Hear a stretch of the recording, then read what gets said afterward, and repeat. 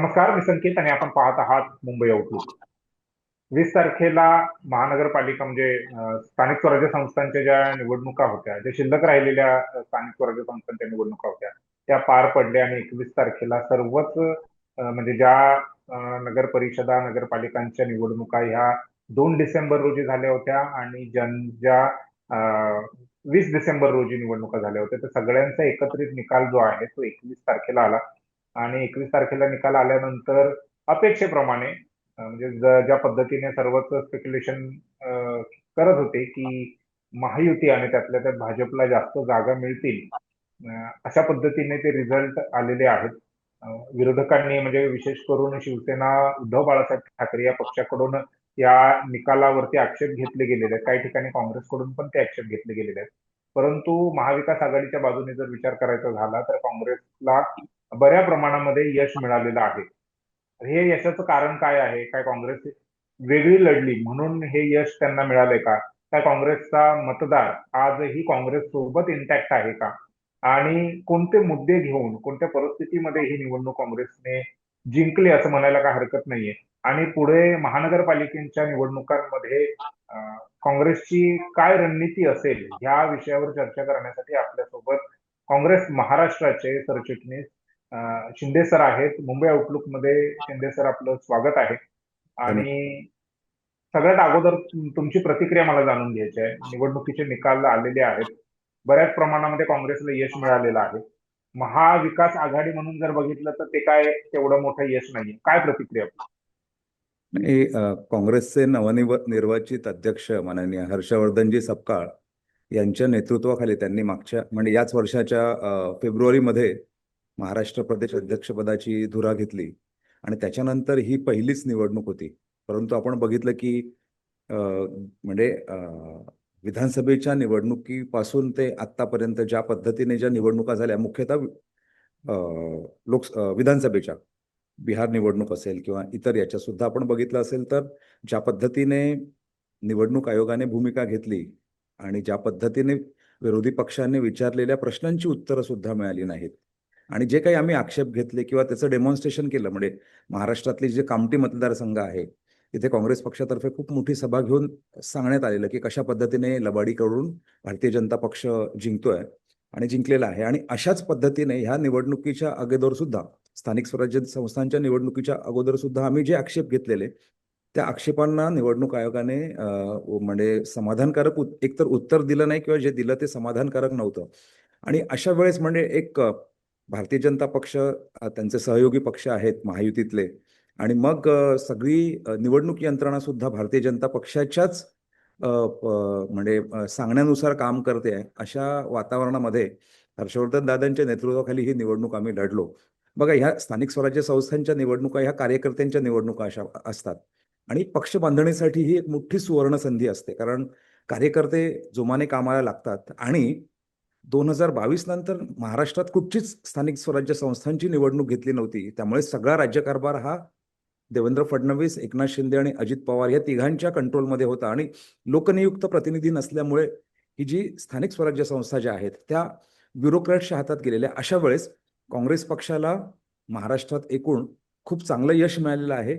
जवळजवळ 1006 नगरसेवक आमचे निवडून आलेले आहेत आणि 41 नगर परिषदांमध्ये आमचे नगराध्यक्ष सुद्धा नगराध्यक्ष झाले. निवडून आलेले आहेत. मला असं वाटतं की अशा सगळ्या विपरीत परिस्थितीमध्ये काँग्रेस पक्षाच्या कार्यकर्त्यांच्या मेहनतीने हे खूप चांगलं यश मिळालेलं आहे आणि त्यामुळे पक्षांतर्गत पक्षाची एक सुप्त शक्ती आहे की बाबा प्रतिकूल परिस्थितीमध्ये सुद्धा काँग्रेस कार्यकर्ता लढतो आणि तो चांगलं यश संपादन करू शकतो. त्यामुळे संपूर्ण पक्षातले कार्यकर्ते, पदाधिकारी, नेते मंडळी तर त्यांना आगामी 15 जानेवारीला ज्या निवडणुका होणार आहेत त्याच्या अगोदर एक चांगला सकारात्मक एनर्जी बूस्ट मिळालेला आहे असं मी या निमित्ताने म्हणेन. आणि या संपूर्ण निवडणुकीच्या प्रक्रियेमध्ये पक्षाचे सगळे म्हणजे दादा तर अध्यक्ष तर आहेतच, परंतु सर्व पदाधिकारी आणि कार्यकर्त्यांचं मोठ्या प्रमाणात कौतुक करायला पाहिजे असं म्हणतो. बरोबर.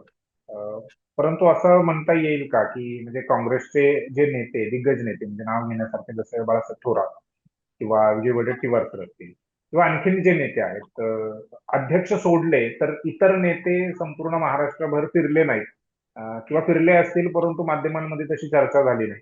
तर कशा पद्धतीने म्हणजे जर बाळासाहेब थोरात, विजय वडेट्टीवार हे आपापल्या जिल्ह्यामध्ये जर काँग्रेसला एवढं मोठं घवघवीत यश मिळवून देऊ शकत असतील, तर तेच नेते जर संपूर्ण महाराष्ट्रामध्ये फिरले असते, तर कदाचित महाराष्ट्र म्हणजे काँग्रेसचा आणखीन निकाल जो आहे तो चांगल्या पद्धतीने आला असता का? म्हणजे नाही इथे हा काँग्रेस कुठेतरी कमी पडलंय का? नाही नाही अजिबात नाही. हा म्हणजे सत्ताधारी भारतीय जनता पक्षाचा हा एक असा विरोधकांबद्दल खोटा नरेटिव्ह पसरवायचा एक म्हणजे प्रयत्न असतो. तुम्हाला कल्पना आहे की बाळासाहेब थोरात जे आहेत ते संगमनेरमध्ये काँग्रेस पक्षाचे 30 पैकी 27 जण निवडून आले, म्हणजे काँग्रेस पक्षाने आघाडी केलेली. त्याचप्रमाणे माननीय विजय वडेट्टीवार साहेबांच्या माध्यमातून चंद्रपूरमध्ये ऐतिहासिक असं यश मिळालेलं आहे. आणि जर तुम्हाला ब्रेकअप जर द्यायचा झाला तर एकूण जे काही 1006 आहेत त्याच्यातले विदर्भातले बरेचसे लोक निवडून आलेले आहेत. मराठवाड्यात आहेत, पश्चिम महाराष्ट्रात आहेत, कोकणात आहेत, किंवा उत्तर महाराष्ट्रात आहेत. त्याच्यामुळे नेत्यांनी त्यांच्या परीने चांगले प्रयत्न केले आणि म्हणूनच तर एवढ्या प्रतिकूल परिस्थितीमध्ये चांगलं यश मिळालेलं आहे काँग्रेस पक्षाला. नाही ते तर आहे, परंतु ज्या पद्धतीने मुख्यमंत्री देवेंद्र फडणवीस यांच्या वेगवेगळ्या ठिकाणी सभा झाल्या, एकनाथ शिंदे संपूर्ण राज्यभर फिरले, तसे काँग्रेसचे नेते फिरताना दिसले नाहीत. तर त्यामुळे हे असं वाटतंय की आणखी नाही चांगलं यश अजिबात मिळवता आलं. नाही. बल्कि काँग्रेसच्या सगळ्याच नेत्यांनी प्रामाणिक प्रयत्न केले, सभा सुद्धा घेतल्या. दुर्दैवाने जो गोदी मीडिया ज्याला म्हटलं जातं ना, गोदी मीडिया काहीच दाखवत नाही हो आमचं. आता काय सांगायचं तुम्हाला. तुम्ही काँग्रेस पक्षाचे जे सोशल मीडियाचे हँडल्स आहेत, ट्विटर असेल, फेसबुक असेल, इंस्टाग्राम असेल, हे जर तुम्ही बघितल्यानंतर तुमच्या लक्षात येईल की काँग्रेस पक्षाचे नेते मंडळी कशा पद्धतीने मेहनत करत होते. त्यामुळे गोदी मीडिया याची आमची दखल घेत नाही. आणि ते लोकशाहीला मारक आहे. त्यांना आम्ही आवडो न आवडो, परंतु ह्या गोष्टी दिसल्या पाहिजेत ना विरोधकांच्या बद्दल सुद्धा. इनफॅक्ट मला एक गोष्ट तुम्हाला सांगायची आहे आवर्जून, की आज एका मोठ्या वृत्तपत्रामध्ये बातमी आली आहे की काँग्रेस पक्षाचे फक्त 131 नगरसेवक निवडून आले आहेत महाराष्ट्रामध्ये. प्रत्यक्षात 1006 आले आहेत निवडून. आणि अशा वेळेस जर 131च संपादकीयमध्ये लिहिलं जात असेल तर याच्यावरनं तुम्हाला कल्पना येईल की प्रस्थापित वृत्तपत्र काँग्रेस पक्षाकडे म्हणजे त्यांचं सत्य सुद्धा सांगायला न अभ्यास करता किंवा काय त्यांचं इंटेन्शन असेल माहिती नाही. त्यामुळे गोदी मीडिया दाखवत नव्हतं काँग्रेस पक्षाची जी काय मेहनत चाललेली आहे ती, परंतु कार्यकर्त्याला आत्मविश्वास होता. आणि जनतेला सुद्धा म्हणजे जे काय चाललेलं आहे गेल्या आपण बघतोय की 11 वर्षांपासून भारतामध्ये जे काय चाललेलं आहे, रोटी कपडा मकानचे जे प्रश्न आहेत, जगण्याचे जे प्रश्न आहेत, ते कशा पद्धतीने जटिल झालेले आहेत. त्यामुळे आम्हाला आत्मविश्वास होता की आपण सायलेंटली काम करूया, मीडियाने त्याची दखल घेऊ किंवा न घेऊ, आपल्याला यश चांगल्या पद्धतीने मिळेल. आणि या अनुषंगाने सगळे प्रामाणिकपणे प्रयत्न करत होते. बरं, तुम्ही म्हणताय की काय म्हणजे अगदी काँग्रेसचा टॉप टू बॉटम ज्या सर्वच कार्यकर्त्यांनी मेहनत घेतली आणि त्याचा हा रिझल्ट आहे. याच्या व्यतिरिक्त असं काय वाटतं की कोणते मुद्दे घेऊन तुम्ही गेलात आणि ज्याच्या आधारावरती लोकांनी तुम्हाला वोटिंग केलेलं आहे? बघा म्हणजे स्थानिक स्वराज्य संस्थांच्या निवडणुकांमध्ये मुख्यतः स्थानिक पातळीवरचे जे प्रश्न असतात, म्हणजे सांडपाण्याचा प्रश्न असेल किंवा नगर परिषदेच्या व्यवस्थापनाशी संबंधित प्रश्न असेल, तर स्थानिक मुद्दे असतात. कचऱ्याचा प्रश्न असू शकेल किंवा रस्त्यांचा प्रश्न असू शकेल, पाण्याचा प्रश्न तिथे असू शकतो. असे वेगवेगळे प्रश्न आपण घेऊन जे गेलो, जे जनतेच्या जगण्याशी संबंधित आहेत आणि ज्यांना पूर्वी म्हणजे भारतीय जनता पक्षाने सगळी व्यवस्था आपल्या हातात ठेवलेली आणि मग लोकांपर्यंत पोचवायला नगरसेवक जो लागतो, तर तो नगरसेवक नसल्यामुळे समजा मी एखादा झोपडपट्टीत राहणारा एक सर्वसामान्य मी माणूस आहे. जर माझ्या घराच्या समोर जर गटार तुंबलेला असेल, पूर्वी मी काय करायचो, तर मी माझा जो नगरसेवक असेल त्याला सांगायचो आणि नगरसेवक मग गटार नगर परिषदेशी कोऑर्डिनेशन करून तो प्रश्न सोडवायसाठी प्रयत्न करायचा.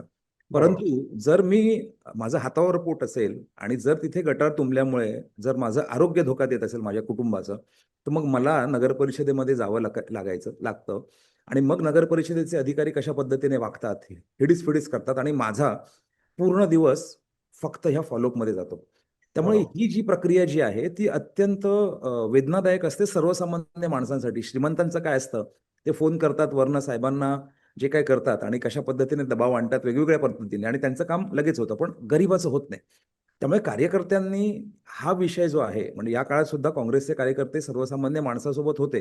त्यांना मदत करायचं, त्यांना ज्या ज्या पद्धतीने जमेल. आमचे जे नेते मंडळी जे आहेत ते सुद्धा मूलभूत प्रश्नांसाठी मदत करायचे. नगर परिषदांमध्ये जे अधिकारी असतील त्यांच्याशी संपर्क साधून प्रश्न सोडवायचा प्रयत्न करत होते. परंतु आत्ता याच्यामुळे काय झालंय की, आणि लोकांना हे जाणवत होतं, त्यामुळे पूर्ण व्यवस्था सत्ताधाऱ्यांच्या हातात होती, ती आता बाजूला होऊन घटनेतलं जे 74वं जे आपलं अमेंडमेंट झालेलं आहे की ज्याला म्हणतात ना की लोकप्रतिनिधी जे आहेत अ, शहरी भागामध्ये आणि ग्रामीण भागामध्ये, तर त्यांना जास्तीत जास्त अधिकार देण्यात आलेले आहेत, किंवा जी सत्तेच्या विकेंद्रीकरणाची जी प्रक्रिया जी थांबलेली आणि सगळं केंद्रीकरण झालेलं, ते ह्या निवडणुकीच्या पार्श्वभूमीवरती विकेंद्रीकरणाच्या प्रक्रियेला पुन्हा एकदा मोठ्या प्रमाणात सुरुवात झाली असल्यामुळे महाराष्ट्रातली लोकशाही अधिक सुदृढ होईल.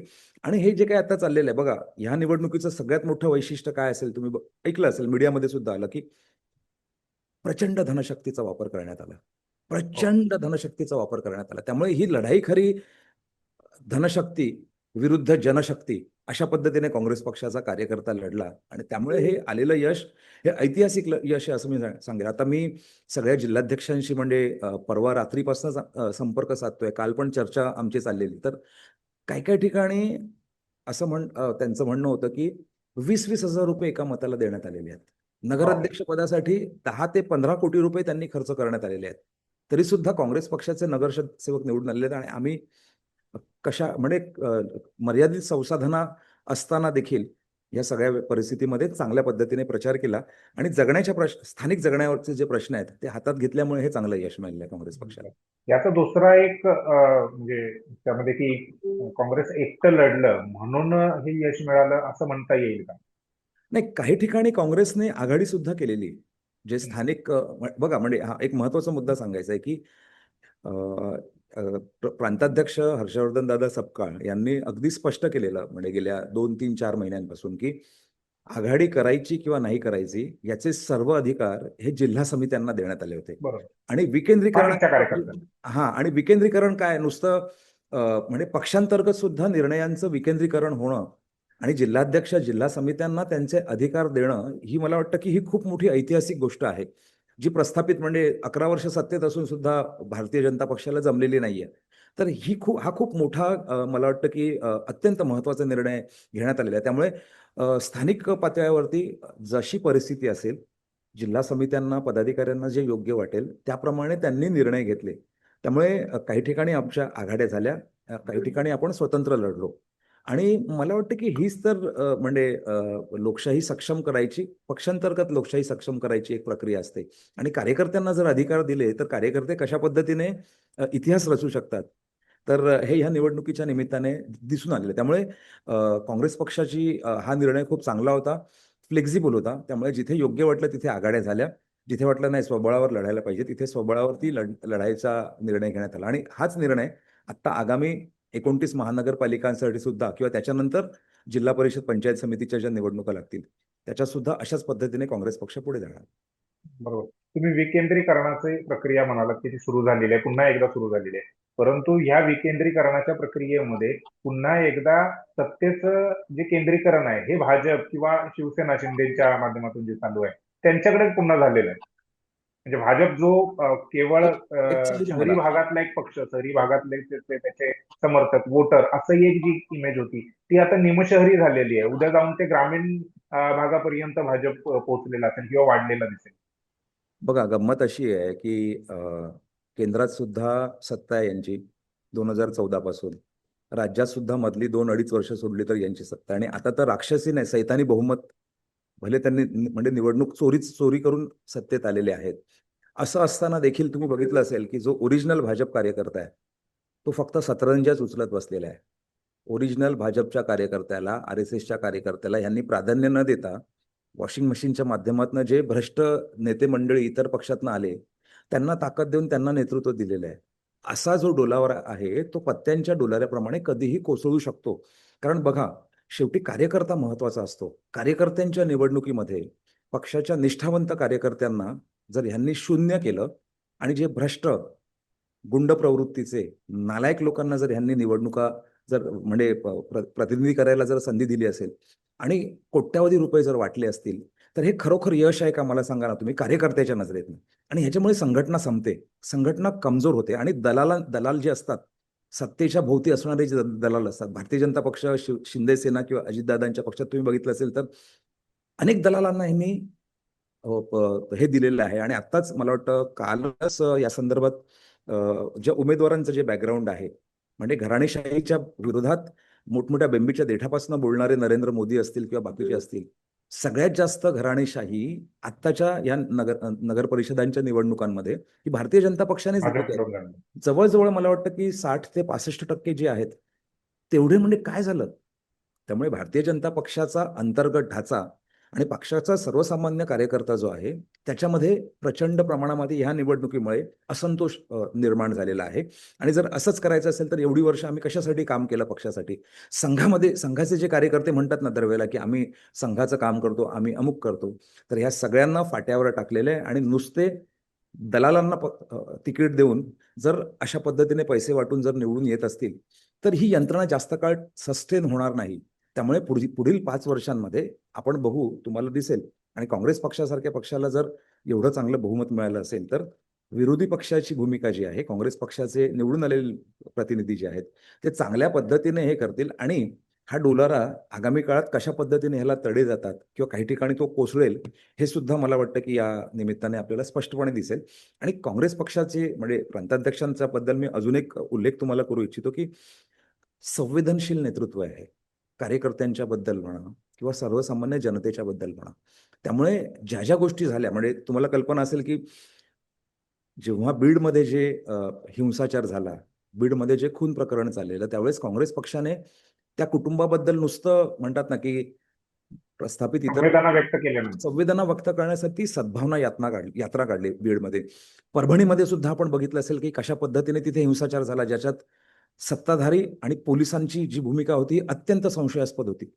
जातीय दंगल झाली. अशा वेळेस काय केलं, गेलो, त्या कुटुंबाला आधार दिला आणि तिथे सुद्धा शांतता राखावी, जातीजातीत आणि धर्माधर्मांमध्ये सद्भावना असावा म्हणून तिथे परभणीमध्ये सुद्धा सद्भावना यात्रा काढली. तर ही जी पेरणी आहे ना, आणि ह्याच्या माणसं अशीच जोडतात हो. लोकांची तुमच्याकडनं काय अपेक्षा असते सत्ताधाऱ्यांकडनं, की नाही आम्हाला सन्मान हवा, संविधानानुसार देश चालला पाहिजे. कार्यकर्त्यांची पण तीच अपेक्षा असते. त्यामुळे याच्यामुळे काँग्रेस पक्षाची बांधणी खूप चांगल्या पद्धतीने झाली. विजवीज यांचं बेढप राजकारण जे बघितलं आहे महायुतीचं, ते जनतेच्या समोर आलं. आणि म्हणून आम्ही खूप सकारात्मक आहोत. आणि आगामी काळामध्ये हे पक्ष, तिन्ही पक्ष आपण बघितले असेल की नळावरची भांडणं होतात, अशा पद्धतीने यांची भांडणं झाली तिन्ही पक्षाची. तर हीच परंपरा त्यांना पुढे चालू देत. आगामी काळात काँग्रेस पक्ष आमच्या विचारधारेवरती चांगलंच यश मिळेल आणि पुन्हा एकदा चांगल्या पद्धतीने राज्यकारभार करेल याची मला खात्री आहे. बरं. शेवटचे एक दोन प्रश्न असतील की म्हणजे महानगरपालिकेच्या संदर्भात तुम्ही सांगितलं की तिथेही तिथली परिस्थिती, स्थानिक कार्यकर्त्यांचं मत काय आहे वगैरे, त्या सगळ्या परिस्थितीवरून ठरणार की आघाडी करायची की नाही करायची.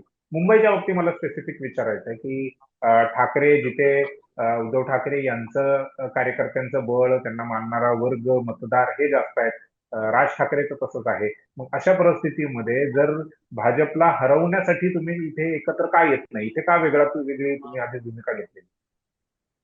बघा, मुंबईबाबतचा निर्णय मला वाटतं मागच्या महिन्यामध्ये पक्षाचे जे महाराष्ट्राचे प्रभारी आहेत रमेश चेन्निथलाजी, सहप्रभारी असतील, महाराष्ट्राचे अध्यक्ष, मुंबईचे अध्यक्ष प्राध्यापक वर्षा गायकवाड आणि सगळ्या मंडळींची आमची मालाडला बैठक झाली. आणि त्याच्यात ठरलं की आपण स्वतंत्र लढायचं मुंबई. त्यामुळे तो निर्णय तसा घोषित करण्यात आला. आणि जर एखादा निर्णय जर आपण घेतला असेल तर म्हणजे त्या निर्णयानुसारच मग कार्यकर्ते आणि पदाधिकारी काम पण करतात. नाही, मुळात प्रश्न हाच आहे ना की वेगळं लढण्याचा निर्णय का घेतला.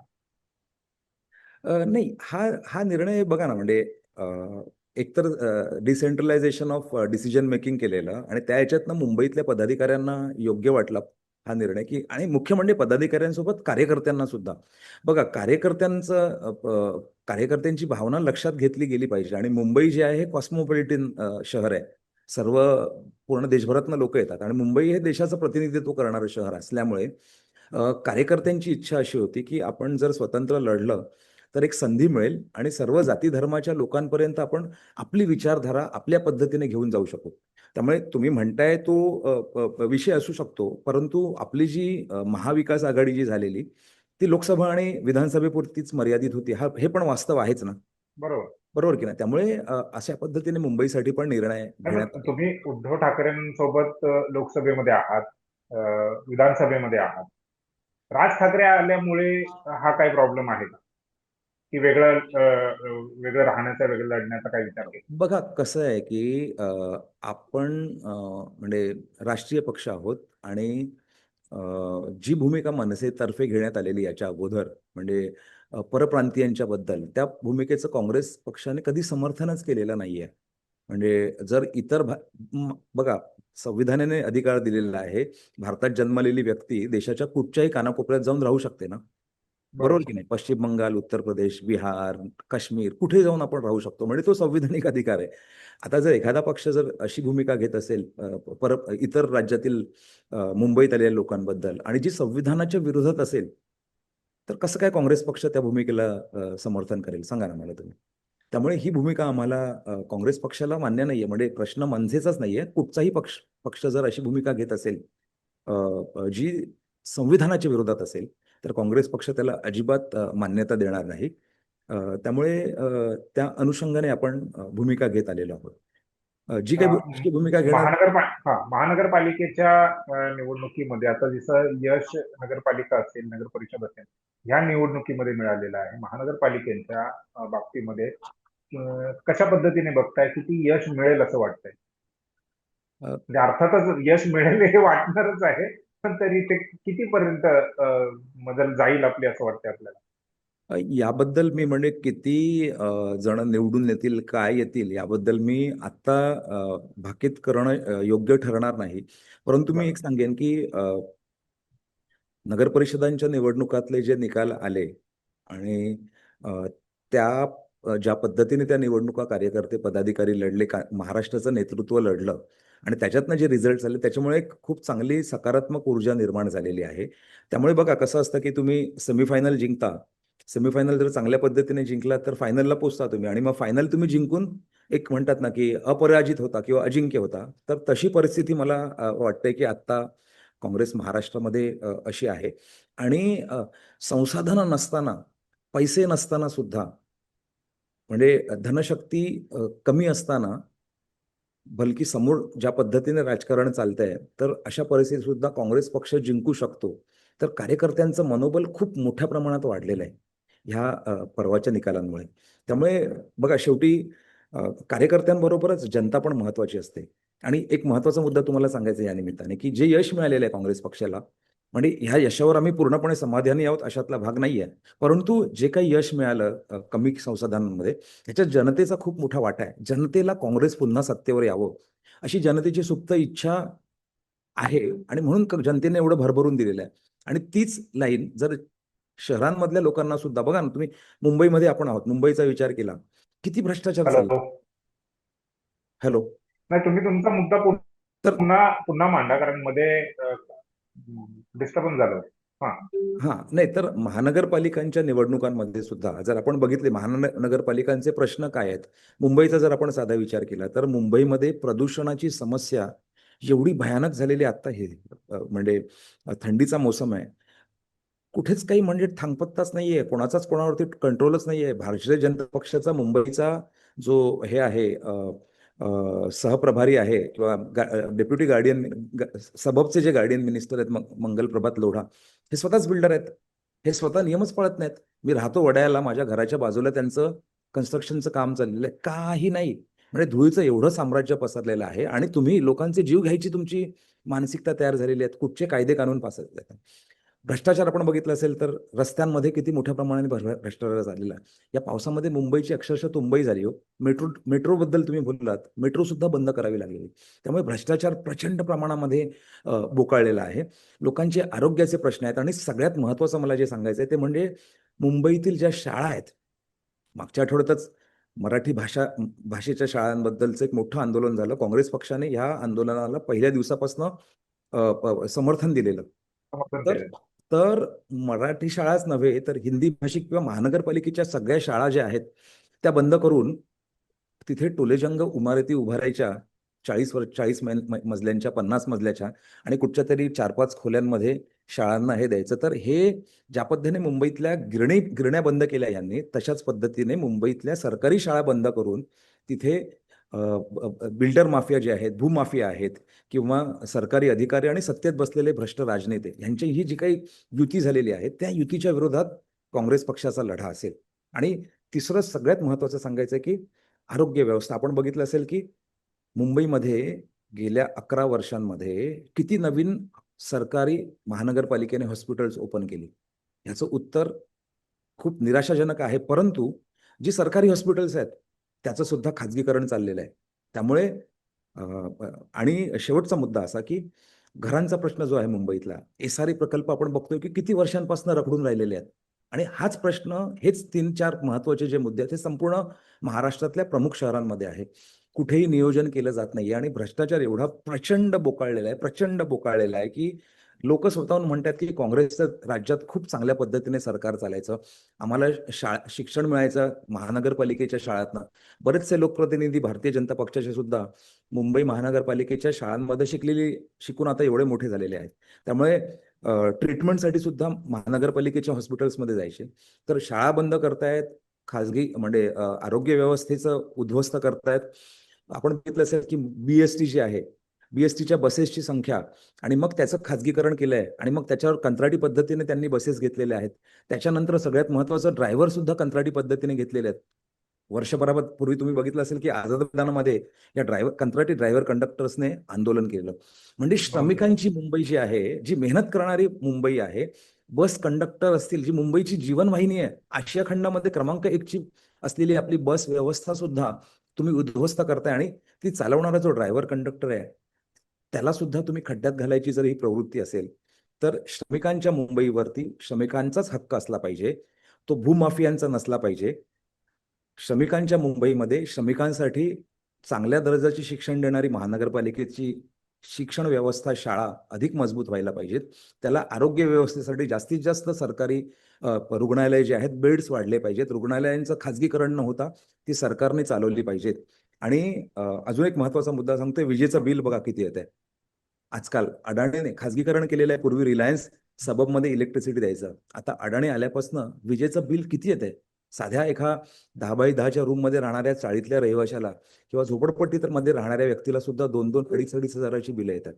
तर गुड गव्हर्नन्सच्या संकल्पनेला हरताळ फासून हे गेल्या 2022 पासून, फेब्रुवारी 2022 पासून आतापर्यंत ज्या पद्धतीने महानगरपालिकांचं शासन चाललेलं आहे पूर्ण महाराष्ट्रामध्येच, तर याच्या विरोधात या माफिया, भ्रष्ट राजकारणी आणि महानगरपालिकेतले भ्रष्ट अधिकारी यांच्या संगनमताने जी महानगरपालिका चालतायत याच्या विरोधात काँग्रेस पक्ष हा लोकशाही पद्धतीने संविधानिक मूल्यांच्या आधारे आणि बॉटम ऑफ द पिरॅमिड किंवा ज्याला तळागाळातला जो सर्वसामान्य जो नागरिक आहे, तो कुठच्याही जातीचा असो, कुठच्याही धर्माचा असो, कुठच्याही भाषेचा असो, कुठच्याही प्रांतातला असो, तर ह्या सगळ्यांच्या गरजा पूर्ण करण्यासाठीचं एक चांगलं प्रशासन पाहिजे अशी व्यवस्था निर्माण करण्यासाठीचा मॅनिफेस्टो आमचा या निमित्ताने आगामी काळामध्ये प्रसारित होईल. एक शेवटचा मुद्दा सांगतो मी की आरोग्याचा प्रश्न जो आहे, आपण बघतो की ज्या पद्धतीने झाडं कापली जात आहेत, डोंगर, नद्या, नाले सगळं उद्ध्वस्त केलं जात आहे. दिल्लीमधल्या एअर क्वालिटी इंडेक्स किती वाढलेला, मुंबईतला सुद्धा एअर क्वालिटी इंडेक्स किती मोठ्या प्रमाणात वाढलेला. त्यामुळे भारतीय जनता पक्षांना, लोकांना म्हणजे त्यांना एवढे पैसे कमवायचे आहेत की निसर्गाचं सुद्धा वाटोळं करायचं आहे. त्यामुळे मुंबईतल्या आरेचं आंदोलन जसं झालं तसंच मुंबईतल्या वाढलेल्या हवा प्रदूषणाच्या निमित्ताने मुंबई काँग्रेसने एक 2 आठवड्यापूर्वी आमचा जाहीरनामा सुद्धा प्रसिद्ध केलेला आणि त्याच्यात काय प्रिकॉशन्स घेतल्या पाहिजेत तर त्याबद्दल भूमिका घेतलेली, त्याचं प्रकाशन मरीन लाईन्सवरती झालेलं. तर हे महत्वाचे जगण्याचे प्रश्न जे आहेत ते पुढे घेऊन या निवडणुकांमध्ये सगळ्याच महानगरपालिकांचे आपले जाहीरनामे बनतील आणि तेच विषय घेऊन आपण पुढे जाऊ. आणि शेवटचा मिस गव्हर्नन्स किंवा बॅड गव्हर्नन्स किंवा ह्यांच्या हातात सत्ता असताना किती त्रास सहन करावा लागतोय शहरातल्या लोकांना. तर अशा पद्धतीचे मुद्दे घेऊन आम्ही ही निवडणूक लढू आणि मला वाटतं की लोक नक्कीच काँग्रेस पक्षावरती विश्वास ठेवतील आणि काँग्रेस एक चांगल्या पद्धतीने एक यश मिळवेल असं माझ्यासारख्या कार्यकर्त्याला संपूर्णपणे खात्री आहे. बरं, धन्यवाद सर. तुम्ही खूप म्हणजे तुमच्या आता निवडणुकीच्या ज्या बैठका वगैरे सगळ्या सुरू आहेत त्यामधून तुम्ही वेळ काढून आम्हाला दिलात आणि महानगरपालिकेच्या निवडणुकासाठी काँग्रेसचा काय अजेंडा आहे, जाहीरनाम्यातले काही महत्वाचे मुद्दे जे अगदी सामान्य लोकांच्या जीवनाशी निगडीत आहेत असे मुद्द्यांना तुम्ही हात घातलात आणि हेच मुद्दे घेऊन तुम्ही लोकांकडे जाणार आहात. या संदर्भातली तुम्ही आम्हाला सविस्तर माहिती दिली त्याबद्दल तुमचे आभार. धनंजय शिंदे सरांचे पुन्हा एकदा आभार व्यक्त करूयात. ही मुलाखत इथेच थांबूयात. भेटूयात पुढच्या व्हिडिओ. धन्यवाद. धन्यवाद.